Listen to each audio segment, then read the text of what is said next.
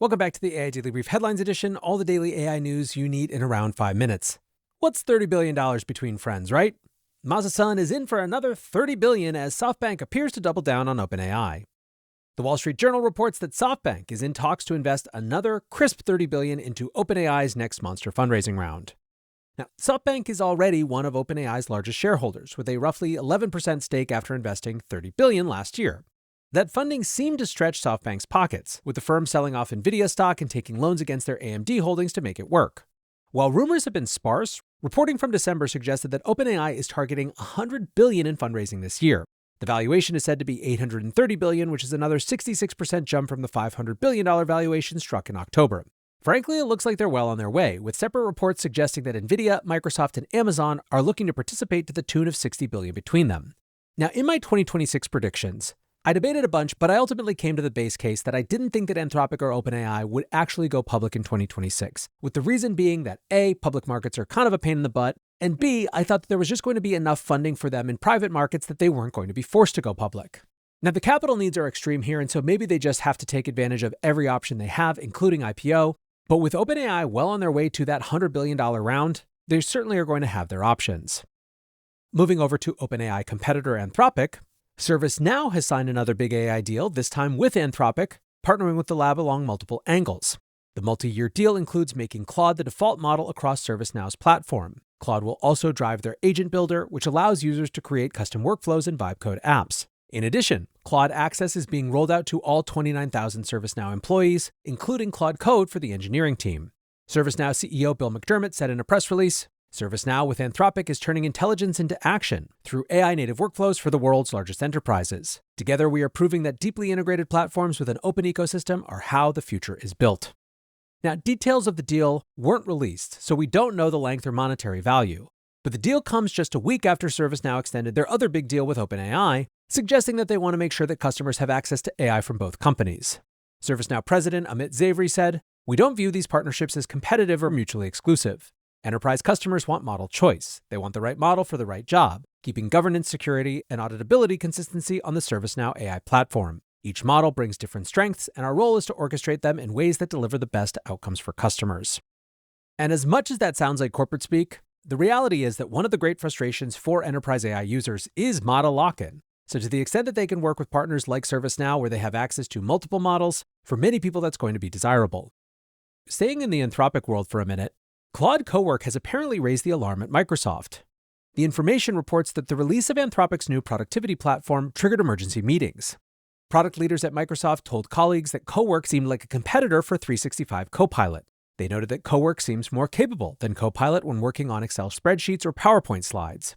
Staff were told to keep improving Copilot, and that seems to be exactly what's happened over the past 2 weeks. Sources said that multiple divisions at Microsoft are working on prototypes that mimic the functionality of Cowork, and they noted that Claude, which Microsoft now has access to, is powering many of these prototypes. Now, obviously, Microsoft's relationship with OpenAI has been changing. But in many ways, since the release of ChatGPT, Microsoft has been largely focused on keeping feature parity with OpenAI. Now it's pretty clear that keeping up with Anthropic has become their major concern. The reporting also noted a tension between Anthropic's ability to move with startup speed, i.e. they built Claude Cowork in 10 days, as compared to Microsoft's status as a lumbering tech behemoth. In addition to the speed of execution, there's also differences in what the companies can put out. Sources noted that Cowork is only available as a research preview, and that Anthropic has warned users that it carries massive inherent security risks, which is all well and good for Anthropic, but Microsoft wouldn't be able to release a version of Copilot that carries that same level of risk. Still, it sounds like all hands on deck at Microsoft to keep up in the race. Executives and product leaders are reportedly discussing possible new features in a Teams channel called AI Accelerator. CEO Satya Nadella was even reportedly dabbling with Claudebot, now called Moltbot, over recent days. Nadella encouraged staff to also test the automation tool and figure out how its features could be applied to Copilot. The information writes, "The conversations are part of Nadella's effort to put pressure deputies to speed up the company's use of AI in its products, and they resemble how other AI developers, including Google and OpenAI, have reacted with urgency to competitive products in the fast-paced field." He has sounded alarms about the urgency of the situation despite his company's position of strength as the world's fourth most valuable firm. Nadella reportedly now has a standing weekly meeting where staff can demo new features from competing labs. Sources said that many of these meetings have featured Claude Code driven by Opus 4.5, and they mentioned that the release of Cowork has ramped up the urgency of the meetings in recent weeks. At this stage, the reporting doesn't include the term code red, but you have to think we're not far from an all-out response from Microsoft. Twitter was, of course, ablaze with jokes. Kyle Russell wrote, "Microsoft Office? Oh, you mean the Claude wrapper." Meanwhile, a couple of weeks ago, even before this, Gavin Baker said, "Claude Cowork is what Copilot should have been." Evidently built in 10 days with Claude Code, while Microsoft has been working on Copilot for years. Although I have to say, one really insightful comment in response to Gavin came from Replit CEO Amjad Masad, who said, "To make a bit of an excuse for Microsoft, the world is just waking up to the fact that coding agents are general agents. It's bitter lesson adjacent. Writing and executing code will likely outperform years of handcrafting vertical-specific agents with expert knowledge. Actually, it might exactly map in bitter lesson. Program synthesis is a form of scalable search." Given the debates I've been having with you guys around my thesis that code AGI is functional AGI, I thought that was an interesting comment. Moving over to Google's side of the house, Google is getting in the AI browser game with a big agentic upgrade for Chrome. Google first added Gemini to Chrome in September, but that iteration kept the AI sandboxed in its own window. With this update, Gemini will be able to use open tabs as context and function as a web agent. That feature set is, of course, similar to agentic browsers from OpenAI, Perplexity, and the Browser Company, which were all released last year. Google is even borrowing the UX, placing Gemini in a sidebar for split-screen agentic browsing. One interesting quality of life feature that Google showed off was Gemini's ability to understand multiple tabs from the same website as a context group. For example, if you're shopping multiple items against each other, Gemini will understand that context when giving advice. Gemini in Chrome also leverages Google's recently released personal intelligence feature, allowing the agent to draw context from your Gmail, search history, and photos. The feature will initially be limited to Pro and Ultra subscribers, so this isn't the free web agent that takes the technology mainstream. Still, Google is shipping quickly and making a lot of progress with these functional consumer agents.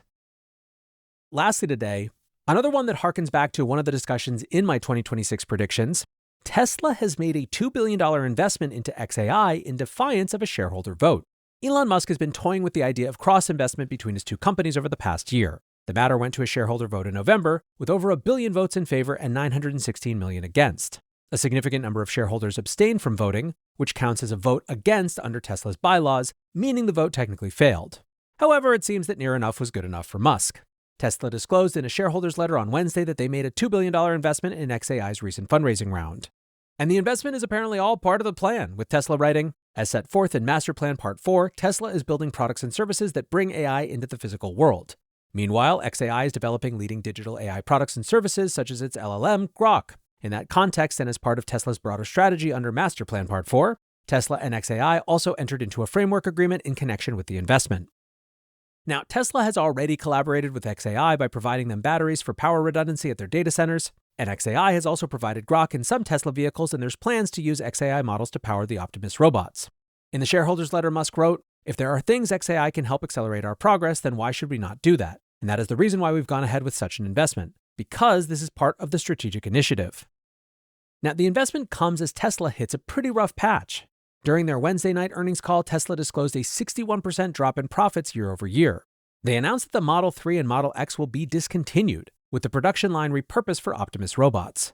Musk told investors on the call, "This year for Tesla is the first major steps as we increase vehicle autonomy and begin to produce Optimus robots at scale.